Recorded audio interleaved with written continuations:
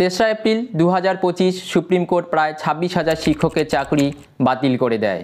এখন অ্যাগ্রিভিড পার্টি অর্থাৎ পশ্চিমবঙ্গ সরকার ও school service commission এই মামলা রিভিউ পিটিশন করতে যাচ্ছে। রিভিউ পিটিশনের অর্থ হলো আদালতের রায়কে পুনর্বিবেচনার জন্য আইনিভাবে আবেদন করা। কয়েকটি ক্ষেত্রে এই রিভিউ পিটিশন করা যেতে পারে। যদি মনে হয় রায়দানের ক্ষেত্রে বড় কোনো ভুল হয়েছে, যদি মনে হয় রায়দানের ক্ষেত্রে কোনো গুরুত্বপূর্ণ বিষয় উপেক্ষিত হয়েছে, যদি রায়দানের পরবর্তীতে কোনো তথ্য প্রমাণ বা ঘটনা উঠে আসে, তাহলে এই রিভিউ পিটিশন করা যেতে পারে।